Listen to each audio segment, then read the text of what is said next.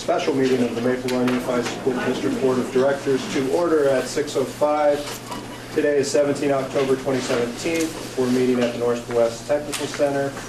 We have 7 directors present, representing 6.5 votes. Have any changes to the agenda for this evening? Okay, seeing none, I'd look for a motion to approve the agenda as moved. Thank you, Mike. Thanks, Steve. Any discussion on the agenda? Hearing none, all those in favor indicate by saying aye. Aye. Opposed? Abstentions? Agenda is approved 6.5 to 0. Ask everybody to please join me for the pledge. I pledge allegiance to the flag of the United States of America and to the republic for which it stands, one nation, under God, indivisible, with liberty and justice for all.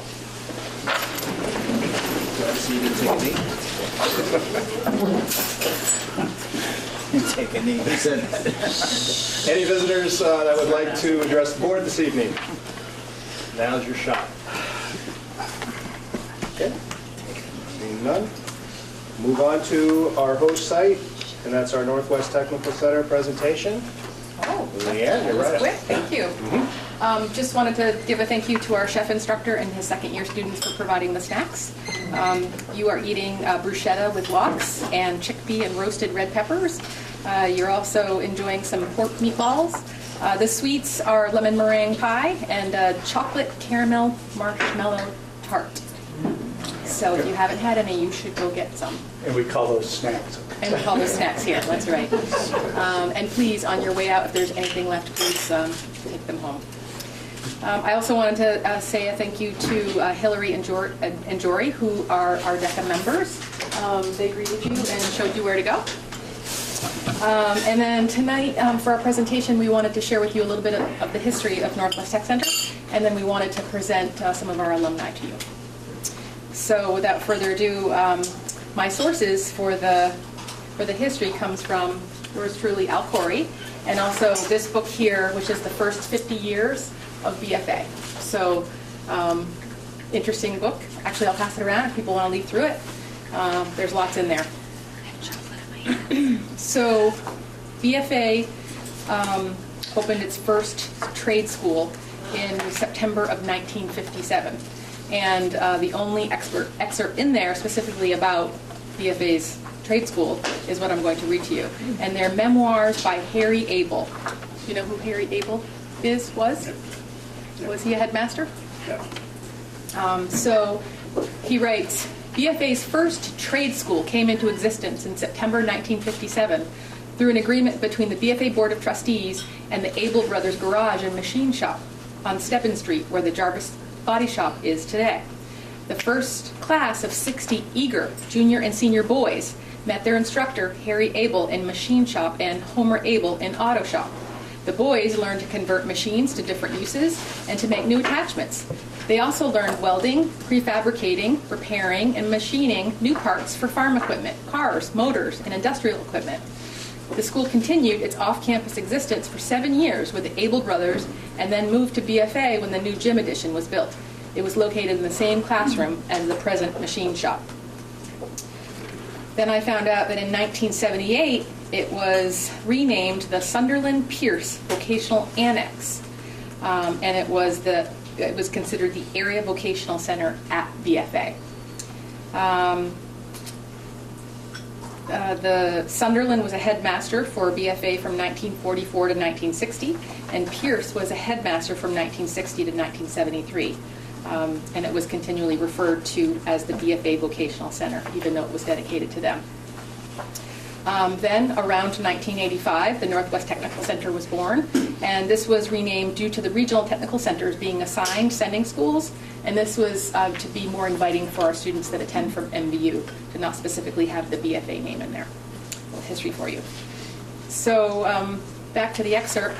The interest of the students was so high that at one time, when all the lathes were in regular use, one of the students came to class early to continue his project on the lathe. The students were shown pictures of tools and then chose one or more to make using the drafting board and instruments to work with their plans. These students of the 50s were so interested and excited in the course that Mr. Abel never had to push them. An extra incentive was created by a pegboard display of finished tools, which was first placed in Houghton's store window and later moved to the display window at the Franklin County Bank. So my hope in presenting the alumni to you is that they're going to show you the same passion that these students exhibited back in the 50s. So if I could have the alumni and any teachers that have attended to maybe, would you prefer to have them up in front of the screen maybe, or? Yeah, that would be great. Okay, so if y'all want to come up and.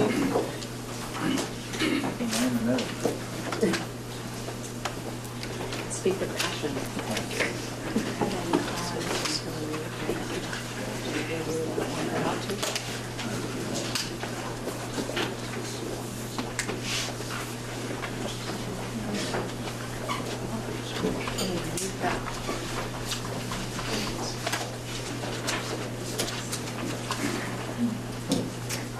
We don't want you standing there. We just need that for you.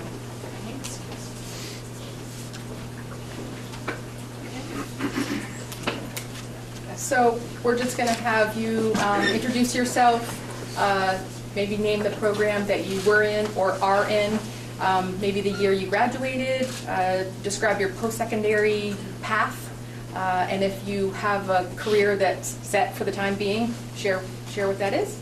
Does that sound okay? Yes. Michelle Weaver, thank you very much. I'll go first. My name is Michelle. I'm actually a resident of Georgia, but chose to come to BFA St. Albans as family tradition. I started in the Tech Center of fall 2008. I actually started in culinary. Leanne was my professor, and chose to take a different path after I watched a man have a seizure in a grocery store and decided that I wanted to pursue the medical field instead. So in fall of 2009, I did the allied health profession, which I think is medical professions now, where I got my LNA license and was able to start working with patients. Mrs. Fox was my professor. I think it was her first year here in the Tech Center. And she actually taught me college-level anatomy and physiology, which helped me tremendously through college. After I graduated BFA in 2010, I went to Norwich University, where I graduated in 2015 with a Bachelor's of Science in Nursing. I spent my first year as a registered nurse working with a geriatric population in a medical surgical floor. And after that, I now work in the medical ICU at UVM Medical Center, where I assist physicians to intubate patients, put central lines in, I dialyze patients, and give them full cardiac support. So that's what I'm doing now. Thank you. I'm glad to hear you didn't leave because of me. It was that you. Not because of Leanne. Hello, my name is Alan Dubey. I'm currently still a senior here at BFA. I'm currently in digital design, but for the last 2 years I was in engineering.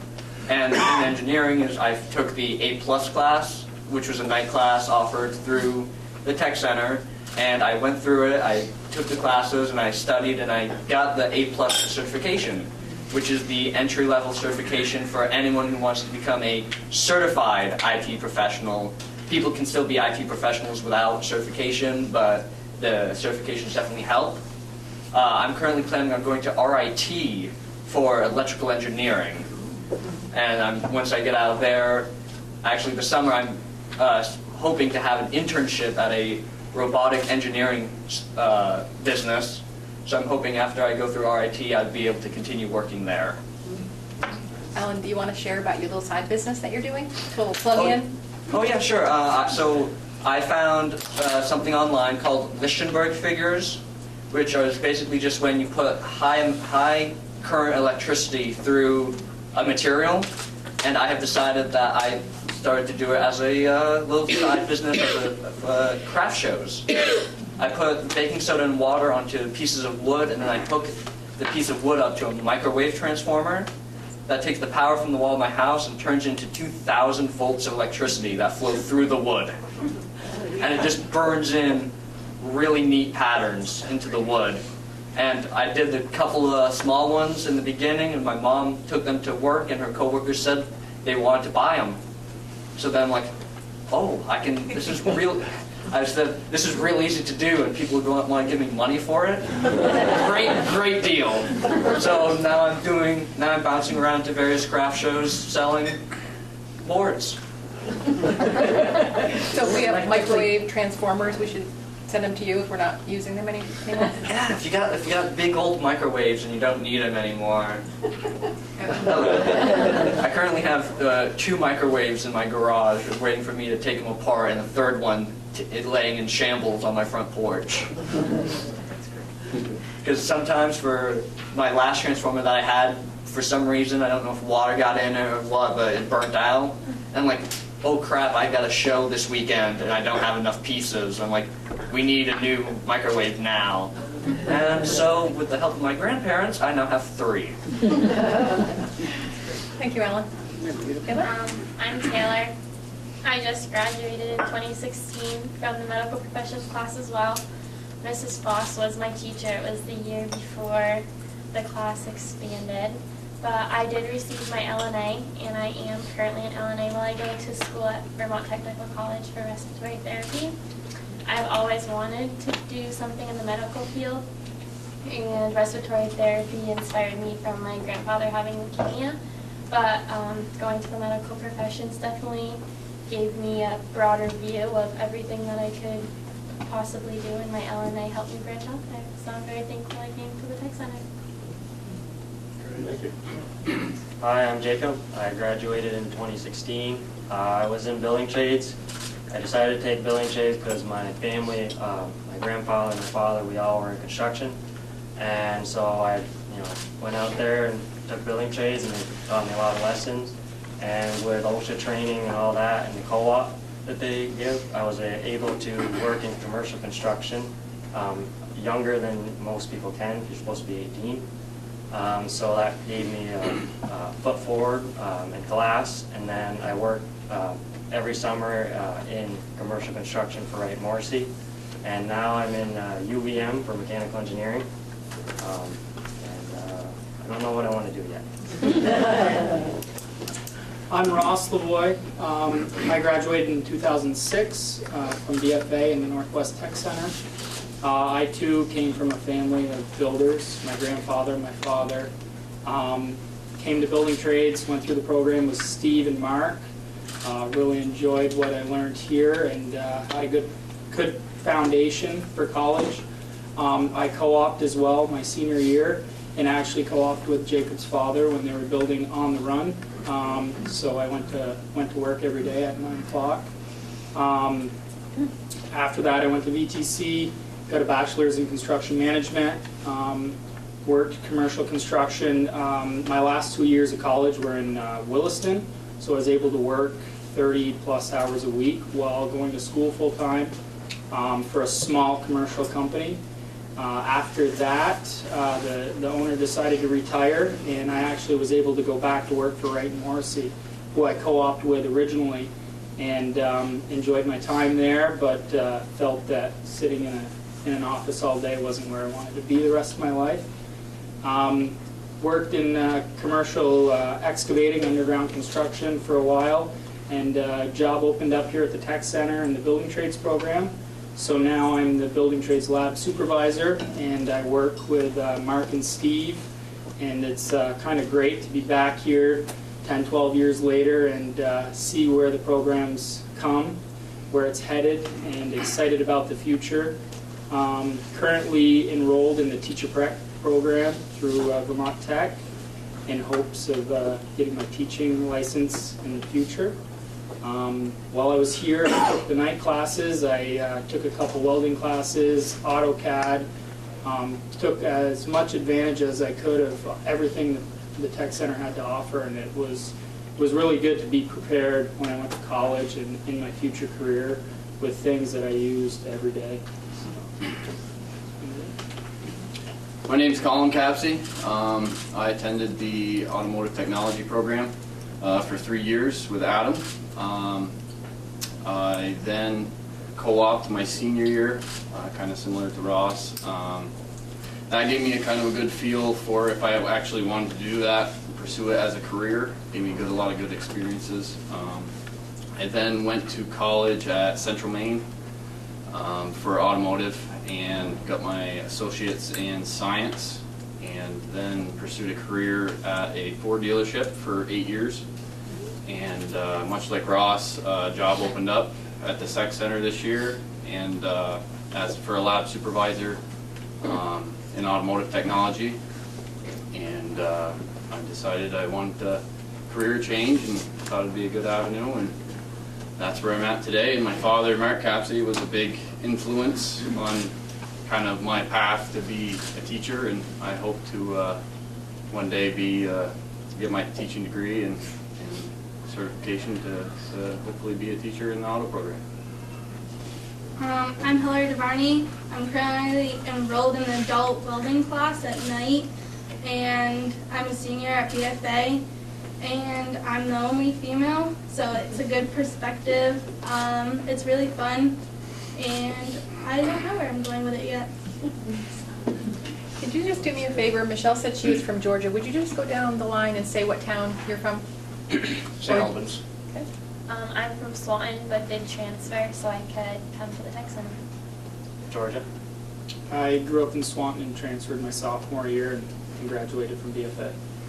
I'm from Highgate and also transferred through all 4 years. St. Albans. I also wanted to take this opportunity to introduce two instructors in the back. Colin alluded to the fact that his dad was here, so Mr. Capsey is our Building Trades 1 instructor, and Joyce Kemp is our digital design instructor. And feel free to ask any questions you'd like. Any questions? For the two of you that are looking for, I believe it's Ross and Colin, looking to become teachers, is your goal then to teach here at the Tech Center? Yes. Is that your thought? Yeah. It's good to be back here with Mark and Steve and all the knowledge they have, and I feel at home here. You know? And same also with Adam. I feel Adam prepared me very well for college, and I had a big jump on some of the other kids that were in the same program I was, and I'd like to be a part of that teaching experience with the kids. I'd just like to give him a big round of applause.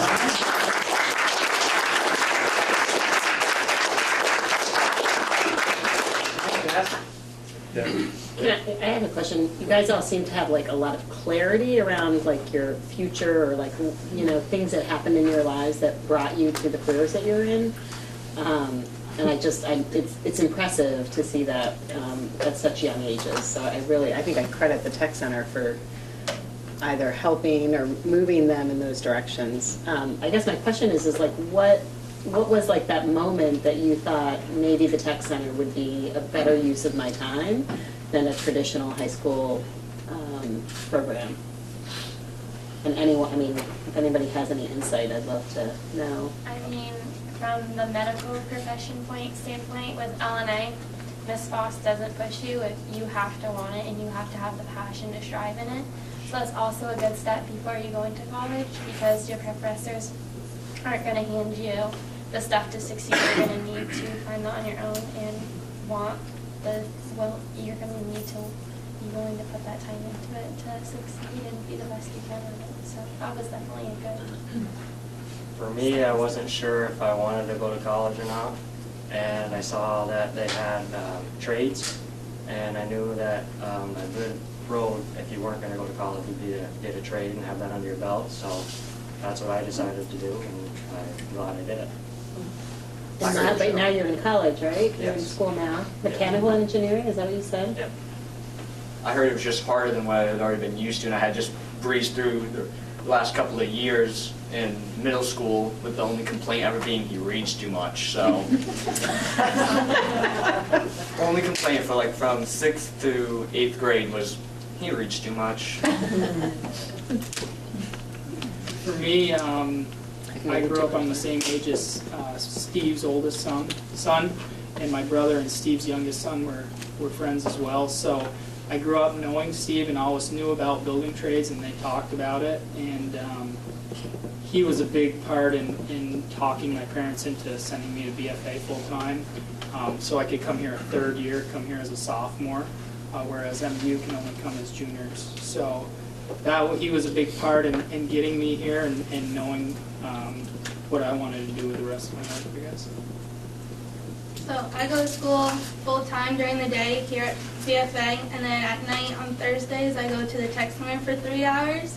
So it really helps me like manage my time better and get my like homework and other schoolwork done on time, because that way I can have full focus on my welding class and be paying attention there and taking in that knowledge so I can move on to the next week and know what we're doing. So it really helps manage your time better.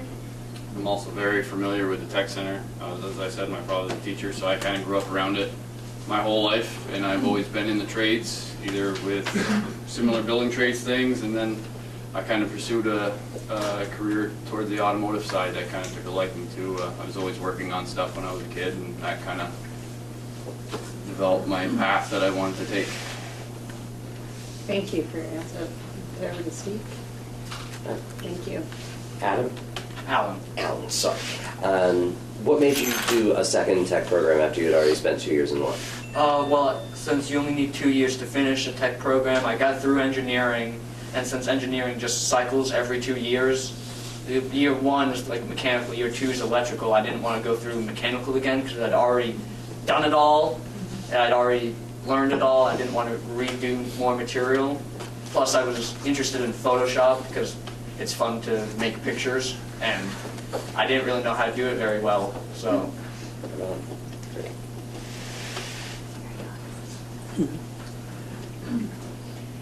Okay. All right. Thank you very much. Thank you. Thank you. Thank you.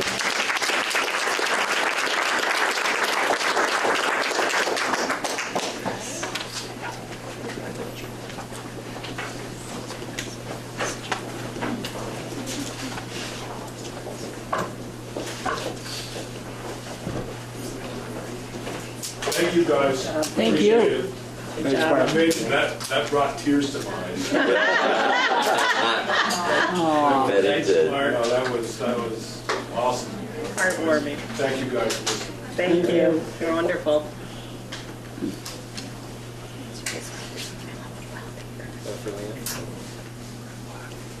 Kevin, is that it for Leanne? Is that it for? Is that it? Okay. Well, we'll Should we move ask on. her? Are you, is that, Oh, you're back. Yes, I'm sorry, that's all I have. that was great. Great. Thank That's you. it. Yeah, That's excellent. good job. Okay, move on to item 6, which is the consent agenda. On the consent agenda tonight, we have the minutes of 4 October. We have a couple of donations.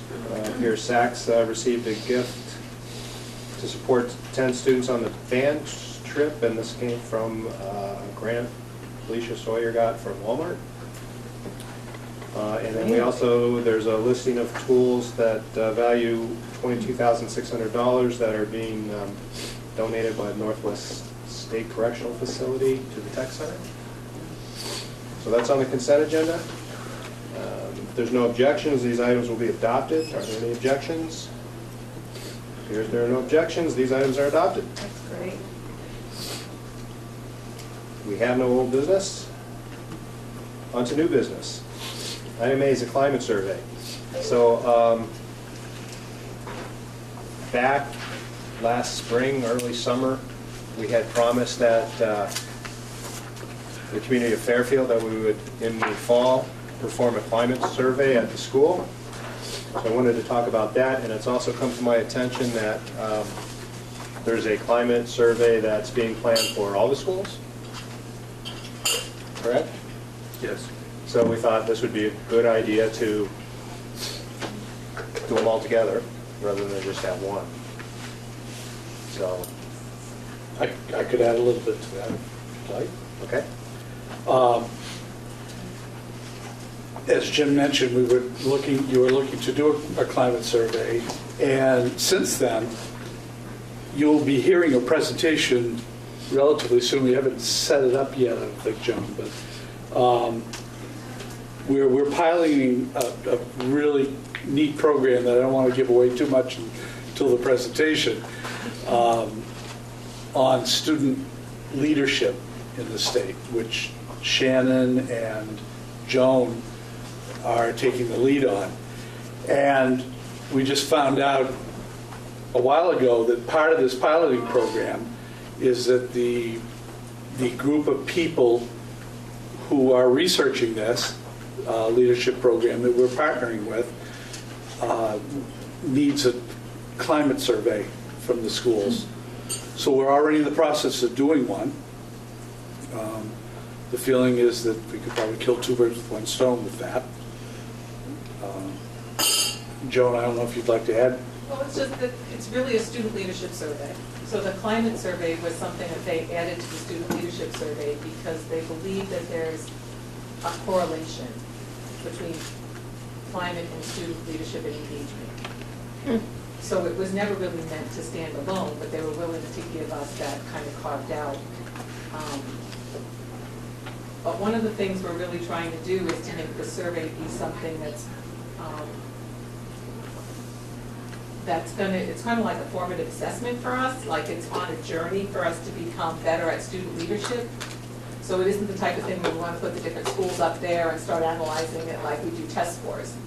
So that's my only concern in using it, is that this was a component of it, and it's all of 10 questions long, a component of like a 30-question survey that takes about 10 minutes.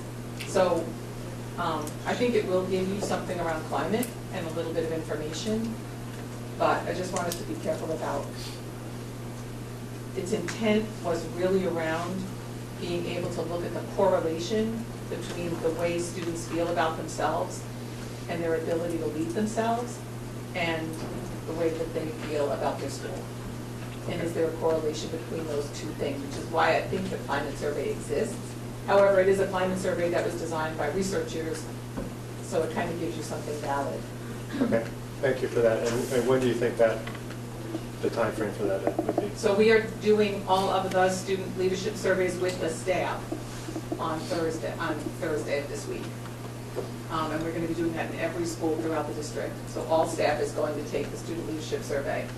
And then we have to pick a week. It'll be a week in November, and during that week we'll be giving a survey to all students throughout the entire district, from grades 3 to grades 12. They feel that below grade 3, the kids can't independently understand the survey, but from grades 3 to grades 12 we'll be accepting the data. And they also look at the way that students see leadership as they grow and evolve. Another question. Go ahead. I was just going to ask, are the children, it doesn't matter, like from 3 to grade 12, are they all given the exact same questions, or do they change? It's the same survey. It's the same survey? Yep. So it's not differentiated based on? No, the questions are the same. And so far their research is showing a definite trend in as kids get older, their view of leadership literally gets more rigid and more narrow. And when they're younger, everyone's a leader. If you answer a question, you're a leader. And when they're in 12th grade, if you're not the captain of the football team or the captain of, or the student council president, you are not a leader because you have a position. And so it's a lot of the work that they want to do is about turning that trend so that we start to see leadership as a bigger thing throughout our lives and see more opportunities and not less. So that's going to be a lot of what the pilot's going to be all about. And we will present to you this whole thing because it's an interesting pilot that we're going to be part of. Right now there are 4 schools in the state, and we're probably the lead district in terms of being out first, getting started. This is a professional organization that doesn't just work with schools. It's called the Center for Creative Leadership. They're out of North Carolina, and they work with all types of organizations, multinational organizations that go there. A woman, Martha Waddington, had gone there, and she thought it was the best training she'd ever been to. So she left $6 million to the Waddington, to the Center for Creative Leadership, to be used for education and healthcare in the state of Vermont. And they've been partnering with the Vermont Principals Association. So this is all free to us, and it's coming in a really nice polished format. So it's some really nice stuff. That was where we thought it might be helpful because it's being done by a group that really knows what they're doing. And well, do they evaluate the data too? Do they take are they the ones who will give us a nice report at the end of this? Yes. Yes, okay, that's good to know. Nelda? Well, my first question was going to be whether they do an evaluation of the data, but so I'm not quite sure that's what you really wanted to get out of your Fairfield climate survey. I'm not sure it is either. I mean, I think this is all a really good idea and all, it's nice. And I'm totally supportive of it. But is that really what the goal was in those meetings and stuff? And I have to admit, I wasn't at that last meeting, but I did watch the performance on video. And so I get what people were, talking about. And I question whether this meets that requirement. Yeah. Okay, can I ask? So it's a survey to all of the teachers in the school, and then a survey to the students, right? Is that what I'm understanding? Teachers and paraeducators. Everybody, like all of the teachers and paraeducators, and then the students get one on a kind of a self-evaluation of their own leadership. And what are they view leadership. And how they view leadership. And what are the questions for the teachers? Or do we know what those look like yet? Do you guys have copies of the survey? Right, well, it isn't a survey that you'd see like that, so it's an online survey, but I took it so I knew exactly what we were going to be asking. We would prefer to have to go explain it to everybody else. Good. But it's just one of those, rating scales like how true is this for you type of things, and basically that was most of it. How true is this type of stuff for you? So on the climate component of it, because there were two components of it, one component's around leadership and one component's around climate. Okay. On the climate component, they asked things like, how enthusiastic are students about being at school? To what extent are teachers trusted to teach in the way that they think is best? How positive are the attitudes of your colleagues? How supportive are students in their interactions with each other? So it's a lot around the climate and the atmosphere of the school. At one time, I think it was you, Kevin, or might have been Jack as well, had said that there's some established climate surveys out there that we should look at. And I'm wondering if maybe we should get our hands on one and see if that would make sense in addition to what else we're doing. Yep. How does the board feel about that? Perhaps use the same one for all schools? Well, they're definitely going to use... Yes. Possibly, yeah. That'd be the discussion, I think, once we saw it. I mean, I actually think it would be nice to compare this survey that Joan is talking about to like another established, one. And are there questions that we don't think this one answers? But duplicating efforts, if this one actually answers the questions we're trying to get to, I don't know, because I don't have the piece of paper in front of me, I can't read it, so I don't know. That's why I'd like to see... You want to just see a couple of examples, right? I want to see the established one, and, yeah. And I agree. There's no sense in duplicating effort, but we want to make sure we cover our bases too. Yeah, so. I agree. I would just add that it's extremely important with any survey that all 3 or 4 schools are given the same survey. And I think that's something that needs to be talked about, personally. First off, when you guys spoke, you were talking about Fairfield. I would ask you the question, necessity, right, for the other schools, and I think it's the question that needs to be at least asked. It's never been done. That doesn't mean it can't be done. I think it has been done. Historically, I think if you look in the archive, you'll see that it has been done. Climate at the survey. same time? I don't know if it was every single school, but in the supervisory. Probably not, because they all had different boards. Right, and they probably weren't done at the same time or with the same survey tool, so. I understand your point, Kevin, but I think what a survey to all the schools gives us is a baseline of where each school, I think, is at with this. And then when you go to do it again, if the survey reveals that there's some things that need to be worked upon, then you wouldn't necessarily have to do all the schools again. But Well, I think it also gives you, like, if there is some sort of, like, trend or, something that's happening across our whole district, what tools and resources do we need to, leverage to address some of those larger issues?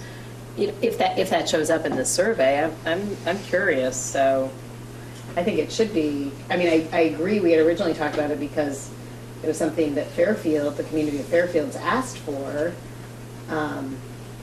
But now that it's kind of, did you say it was free, Joan? For us, so the program that we're doing around student leadership, for us, is going to be free of charge. The entire district? The entire district. Including the analysis of all the data? Including the analysis of all the data. Is that for multiple years or just? Is that just right? Yeah. So you could track it over time, or? For as long as the money holds out. Get in there now. That could be possibly more than 1 year? They're looking at multiple years. I'm just thinking that, I hate to be the odd man out here, but I think we're doing two different things. I think we're trying to do two different things. I think this whole project is great. And I think if we really have a company that is a bona fide survey, dealer and stuff, that's great. But I think that the issue that came before the boards was a very specific issue. The board addressed a very specific group of people and came up with an action plan for that group of people, which is this survey that they're calling climate survey. This survey that they're offering is the leadership survey, and they're kind of tagging on this climate survey to it. So is there product, the leadership survey, and by the way, we have this climate survey. Maybe we should just attack the problem, the perceived problem that the population of Fairfield had, and kind of look at that. I mean, we're not in a situation where we need to analyze everything right now. I agree. Especially in year one of this kind of new world. Is it really a baseline, or is it just Well, and the other question I have is who do you give that survey to? Is it just employees, students? What about community members? What about parents? Because they were the ones that were so vocal. So I think we take a look at the established survey, and we look at what the team comes up with, and we have a further discussion. But right.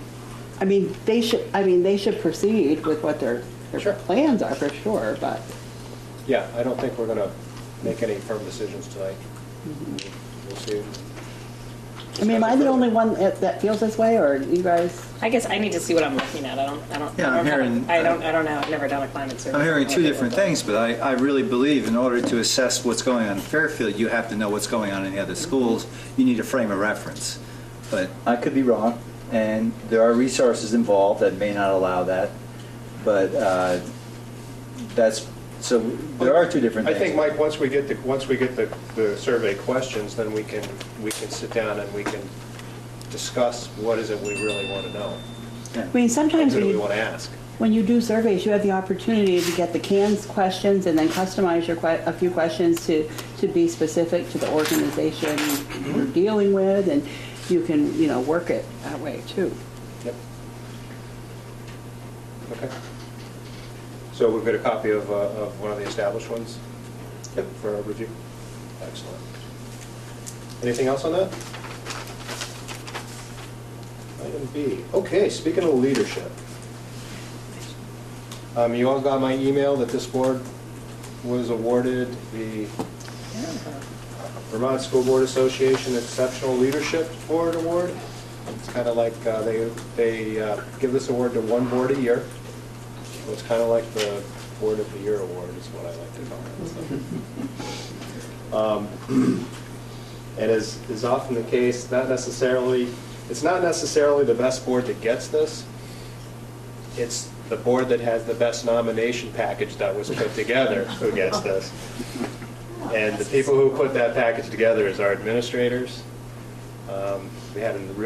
You saw the attachment. It's a real nice letter from our administrators. Mr. Morrow wrote a nice letter for the community, and Emerson and Michelle from the Messenger. So thanks to all of you guys for that. And So we'll, oh, yeah, by the way, so the award is going to be given to us Thursday at Lake Maury. Anybody who can come should. What if time you is can. that at? Lunchtime? Lunch is 12:15. How far It's a is it? 2-hour drive down. From here, from Burlington, from here? Yep, from here, it's 2 hours. And there's no easy way to get there. Who's going? Is someone going? I'm going. Mike is going. Kevin will be there. Take pictures. Martha and Kathy are coming down. I debated it. Take a big picture. I'm sure the messenger will publish it for it. But it's a pretty big deal. Oh, I yeah. was really surprised when I got the email, and it is, so. I'll watch the business meeting. I'm sorry, Al? I said we could watch the business meeting. That's right, they're going to stream it. They're gonna stream it. Yeah, you don't want to watch that. Have you been to one of those? It's painful. Yeah, it is painful. Yeah, by all means. Excuse me.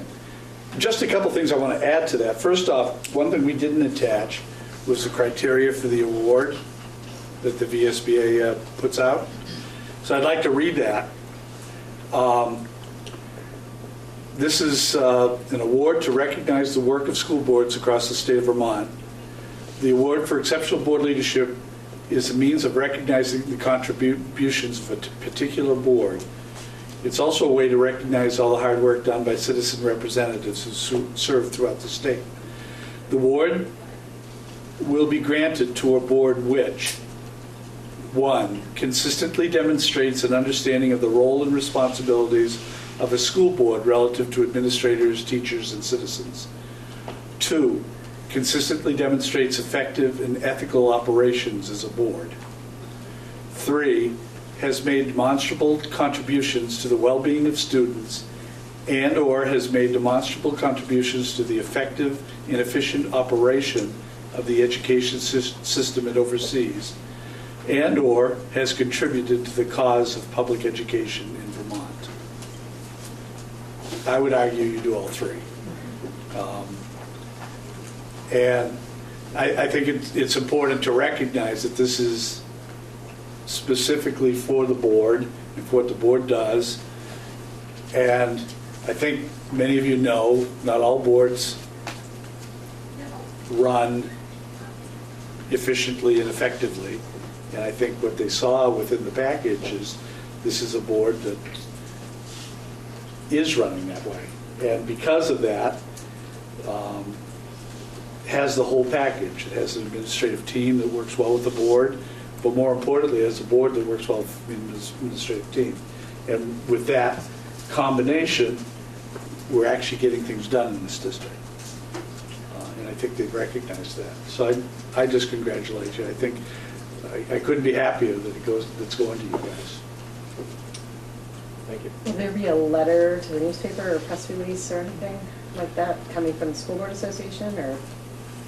I don't know. I think we'll probably know more after Thursday where that is going, but I have received a communication with Emerson saying he wants to do something in the paper. What that looks like right now, I don't know. The important thing is keep it up.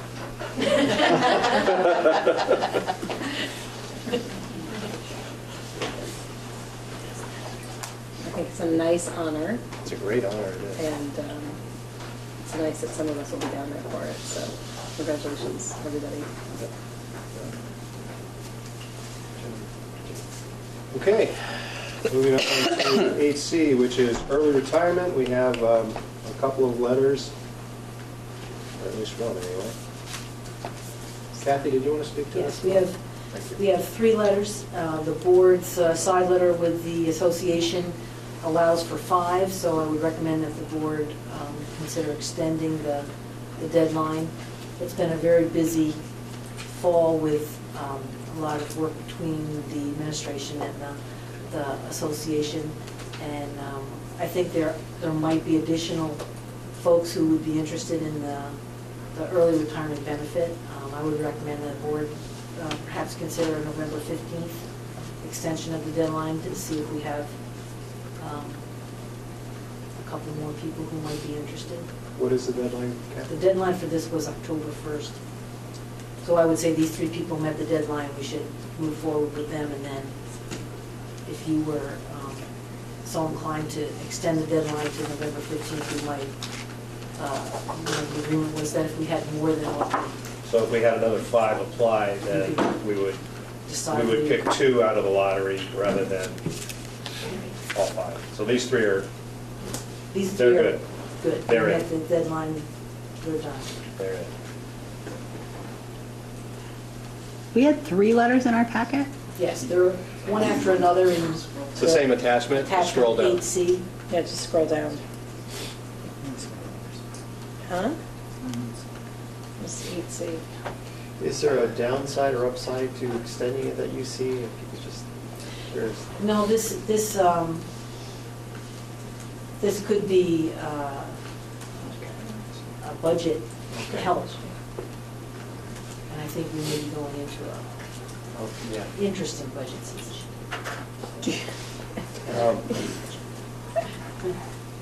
So there's no issue with, if we extend the deadline, someone coming along and saying, well, you said 5, and if there's more, you pick all 5 out of the lottery. I mean, do we have to somehow word this motion so that those 3 are in? I would We can't just say accept this. we just can't say we're extending the deadline. Correct. There's 2 ways to do it. We could simply add something onto the side letter that says we will accept these 3 and extend a deadline for an additional 2 to November 15th. Then both sides have to sign it. Now, that would not be a problem. We could do a new side letter that just said we would consider up to 2. I mean, the board in the past, I know that Fairfield has had this kind of a side letter before, and if they had more than the number, you did look at the pros and cons of the. Is there a con to taking more than 5? It could be more, I don't think so. I'm just curious, are there pros or cons to having more than 5 people retire? Wait a minute. Depends I on beg their your pardon. It salary does say versus additional payout. teachers may be considered for the benefit at the discretion of the board. Right. So if for some reason you extended it and you did end up with more than 2 that applied, you could discuss it and determine whether or not you want to accept all that have applied. Well, that's not my concern. My concern is that, how do we lock down those 3? Well, I would say your motion tonight would be that the 3 that we received, you accept. And that you will extend the deadline for any additional that may be interested. To November 15th, and the Right. number that the board Right. considers is at their discretion. You don't have. And answer to your question, it depends who you talk to. I would say there's no real downside to looking at additional if it comes up. I think there's some merit with retirements relative, both financially and also getting new blood in and things like that. So, but you as a board have a chance to look at these and make your own decisions. Right. There's a payout, right? There's a payout. There's a payout, so you have to see what the payback would be. You look at the pros and the cons. So yes, there's a payout, but how much you're going to be saving between, say, maybe a veteran teacher and a relatively new teacher. Or even the possibility of just not filling a position Correct. through attrition. Yeah, then the payback's ways. And that's very good patient.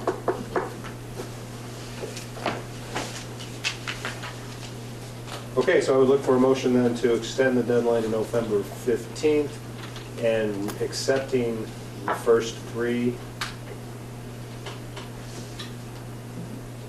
for the early retirement. You have to name them? Sorry? No, you don't have to name them. Yeah, it's a good idea. We should name them. Accepting the early retirement for Susan Jetty, Lois Pratt, Deborah Bushy. Deborah Bushy. All right, set the motion, I'll make it. Okay. Do we have a motion? And a That's second? good. I'll second. Steve.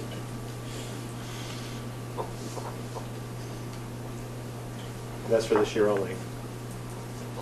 Right. We don't have to say. Correct. Okay. Any questions, any further discussion on this? I have a question. When did we set it at 5? Is that a decision made by the district? Contractual. That was a side letter with the negotiating team. Yep. And actually, it is 8 for the next 2 years. Start with 5 and then 8 and 8. 8 and 8, okay. All right, thank you. But we can add, Right. at our discretion. At our discretion, we can add? Yes. Okay, so if we receive more than that, we can discuss. We can discuss. Okay, thank you. Anything else, guys? No? You're good? Ready to vote? All right, all those in favor indicate by saying aye. Aye. Opposed? Abstentions? Okay, 6.5 to 0. Other business, we have our warrants for a motion to approve those. So moved. For Mike? Second. Thank you, Jack. Discussion on the warrants. See, our healthcare didn't go down, did it, Martha? Nope. Another reason for maybe some retirements. That kills me. Okay. Any questions on the warrants? Okay. All those in favor indicate by saying aye. Aye. Aye. Opposed? Abstentions? 6.5 to 0. Administrator's report, Leanne, so attachment 9B. Yep, it's attached. I'm happy to answer any questions.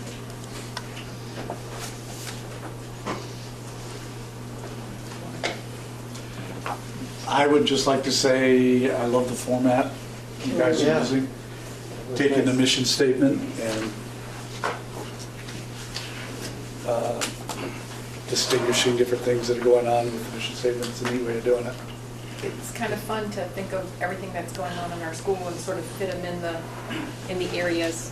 Many can go in several of the areas, so makes it easy, I think, for us to present to you. So did you pick these students based on where they were from, or that I just was? did not. Complete coincidence.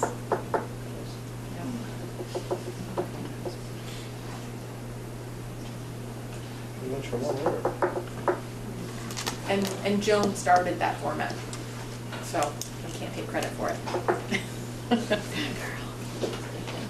Mary's been doing that a long time. It's like cold cleaning. Any other questions?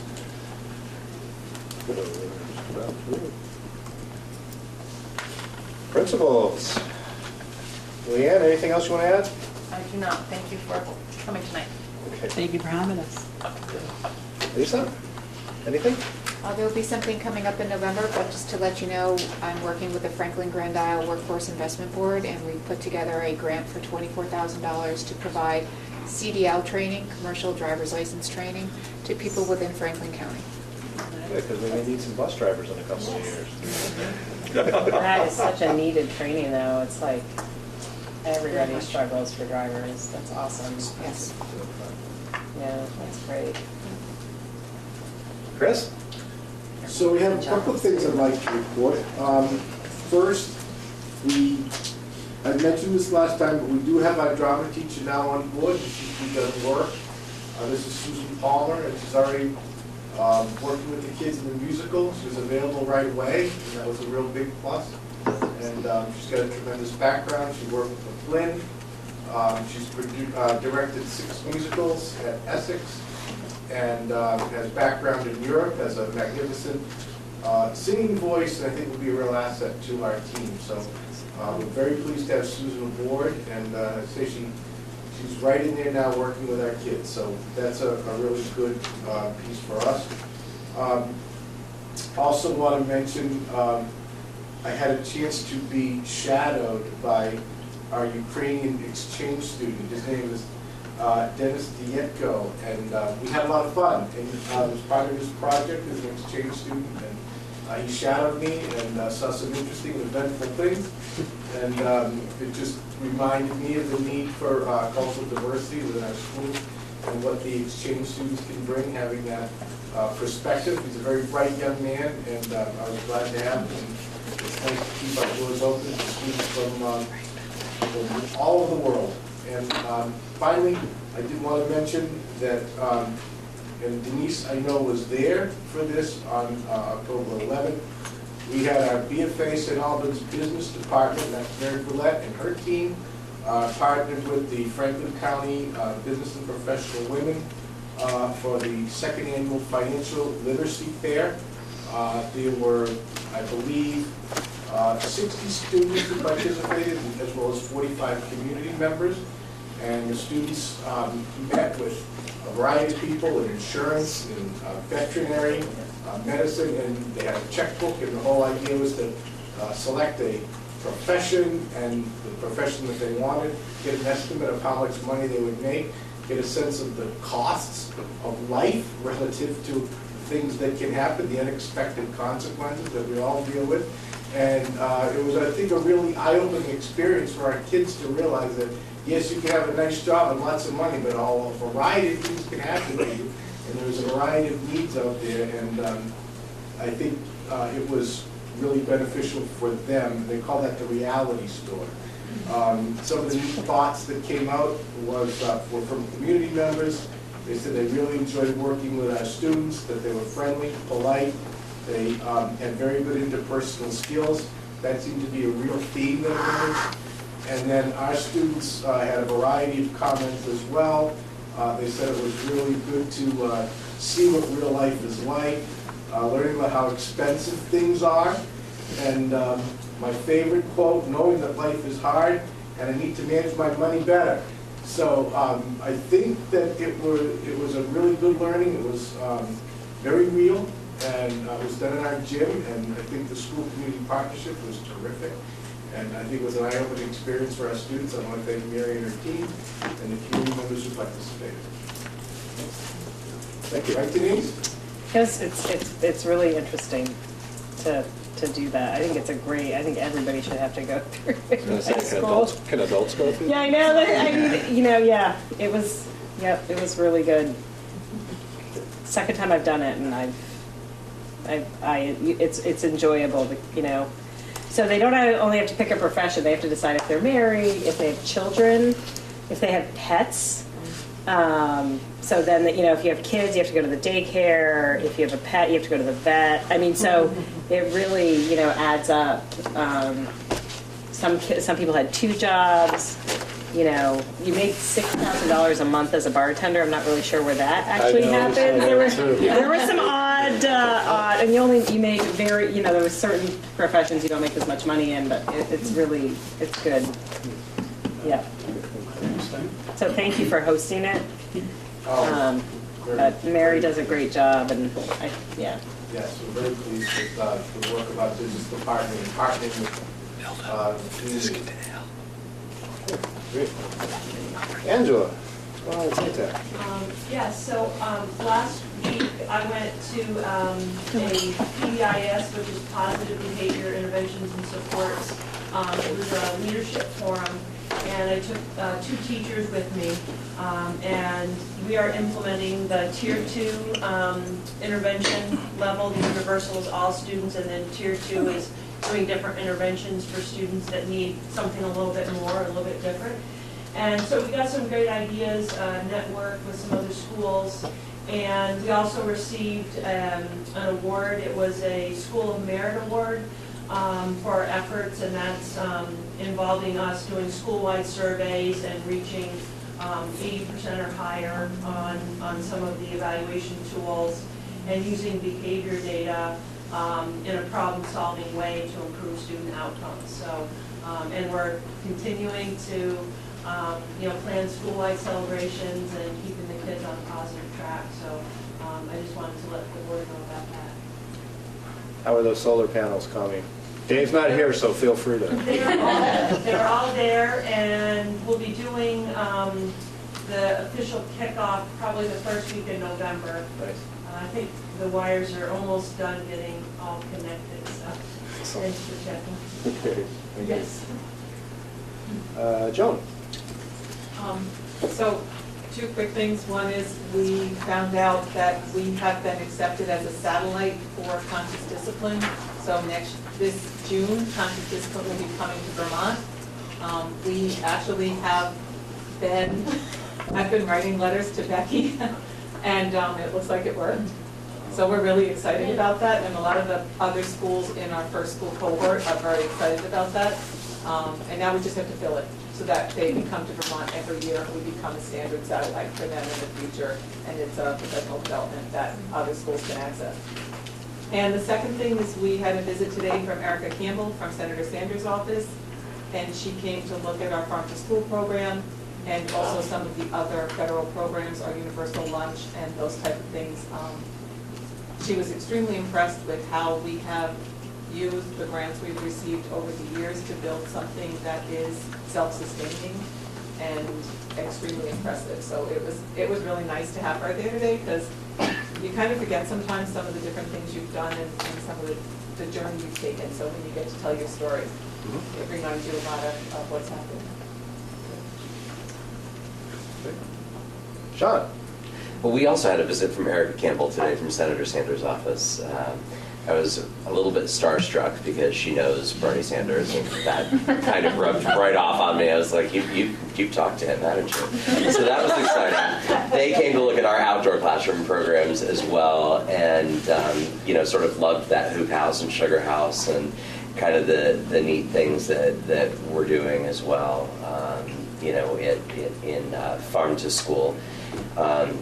So it was nice to show that off. We had a group of kids that was able to show that off to her today. On Thursday, we've got a nice training coming up. Amy Irish from NCSS is doing a training for many paraprofessionals from around the area on working with students who have either autism spectrum disorders or emotional behavioral disorders.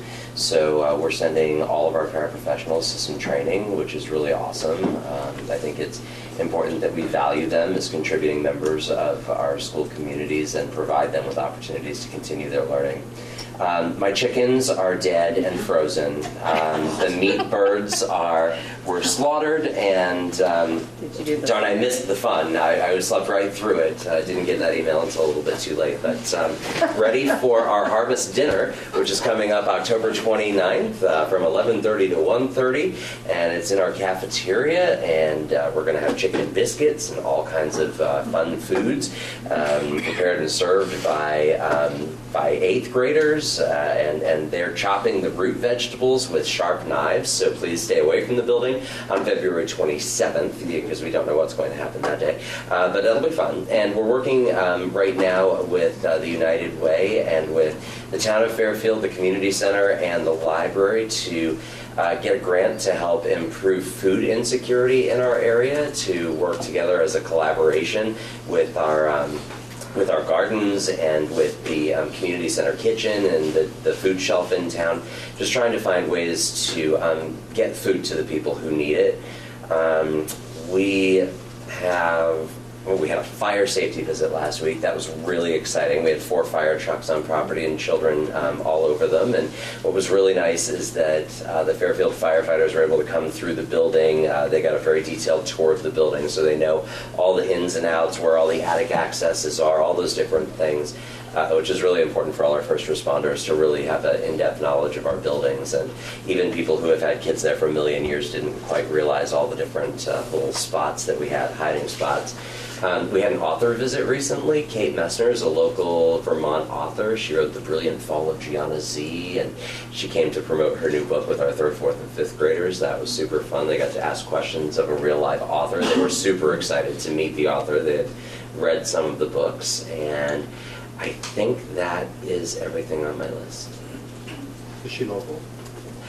She's Vermont, but I don't know if she's necessarily from right here. I had to step out in that part of so I missed that. Okay. Thank you. Let's go to Heather. Yes, tomorrow and Thursday, we have our parent-teacher conferences. They'll be taking place in the evening tomorrow, Thursday and Thursday. And historically, the fall conferences are very well attended, so we're looking forward to that. Tomorrow morning, the guidance department has put together a seniors college application breakfast where seniors can drop in at any time. All the guidance counselors from VFA, I believe the guidance counselor from VSAC as well as Susan Voslin will be on hand. The whole idea behind this experience is to have a camaraderie around what can be a very stressful process. Anyone who's worked with the Common App, and supporting our students, and so they're not doing this in isolation. It's an overwhelming experience. And they'll have a little bit of grab-and-go breakfast foods on hand for that.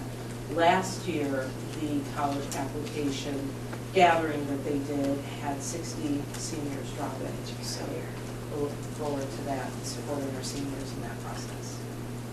You know, it's a really stressful time for their parents, too. Just It's so stressful. It's horrible. Yes. I cried more than my kids did. Thank you. Jason? Sure. Just real quickly, this week we had a visit from the Puppets in Education, which is part of the Vermont Family Network. They came and they did a number of shows for our K-4 students around feelings, cultural diversity, and learning differences. And we were connected with them for the second time in the last 4 years through Dan Handy and Jason Rodriguez at Handy Chevrolet, who are one of the primary sponsors, along with other Chevy dealerships, for this program and bringing it into Vermont schools. So we just appreciate that kind of collaboration, and just such a great message for kids that by using puppets in those presentations, the kids are able to interact with and get into some really tough conversations in a very, very safe way. So it was well attended by a number of parents there, grandparents there, trying to get the same information. And there's great follow-up materials that went home with the students, so parents can continue the conversation about what their kids learned from these puppets in school. So great programs. They've been with us in the past, and so we're just happy to have them come again with us. Thank you. Stacy? Hey. So we had a successful spelling bee last week. It went great for everyone.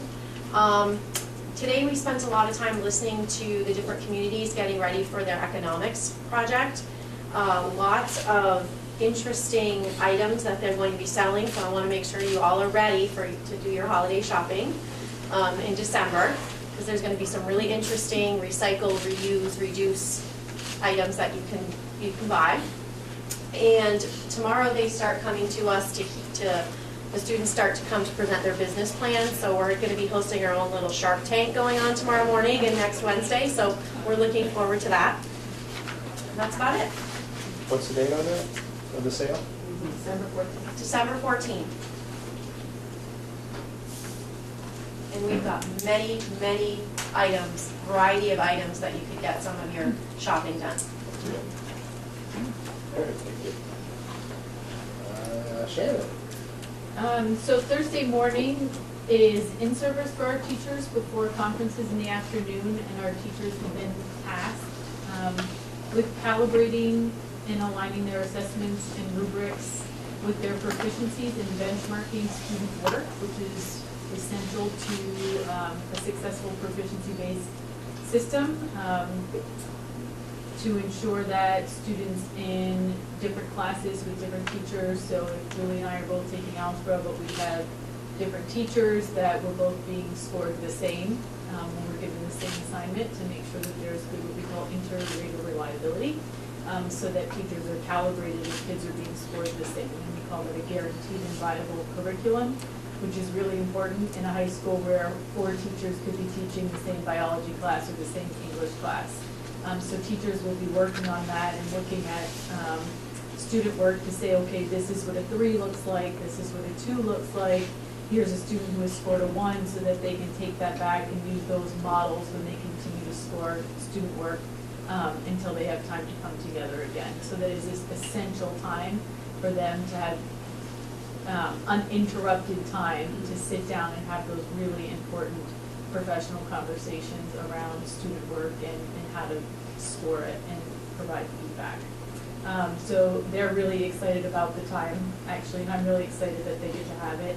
We are also sending paraeducators. Ours will be going to Enosburg for training around the Asperger's spectrum disorder. We have a great partnership with NCSS, and are very fortunate that they're providing this as a resource for free for our paraeducators. And the other big thing that you're all welcome to come to on October 26th, we are hosting a college and proficiency-based learning forum. Preston has set up 5 different colleges to come and be part of a panel to talk to families about the impacts of proficiency-based learning in the college application process and what it would be like for our freshman and sophomore classes to start applying for colleges when they're seniors in a proficiency-based system, and how that will impact the application process, their transcripts, scholarships, et cetera, et cetera, et cetera. There are questions that we get asked all the time. So we're actually bringing college admissions counselors here to answer some of those questions, and have opened that up to area schools in both Franklin and Chittenden County. Is that going to be at the PAC? It'll be in the PAC. 6 o'clock? 6:30, I believe. 26, she said. 26. Great. Thank you. Think I got all the principals? Agenda items for future meetings. Well, there'll be an SBAC presentation on the first meeting in November. So that's the first. Climate survey. First. Is that the first? Is it? Yes, first. When's our special election? It's just on the computer. 14th. I can tell you. Martha? When's our info meeting? 14th, I believe. Yes, November 14th, I think. So our presentation's the day before, I think? Special board meeting, October 17th, and service, fall break. Okay. Can you repeat those dates again? The Special election? the public presentations the night before, and what The night was that before, date? 13th. So that'd be the 13th? Yeah. November. November. Okay, so, Thank you. and our next board meeting, you say it's on the 1st? November 1st? November November 13th is the info meeting.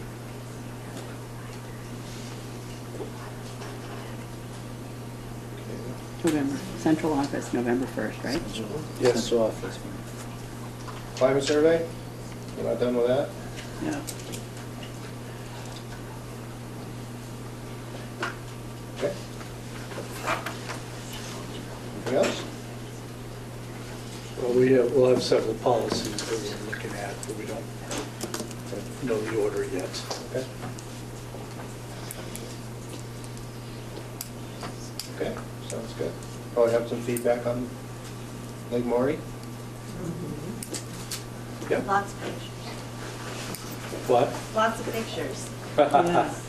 Award fanfare. That'll be up to Martha and Kathy. We're going to be the Okay.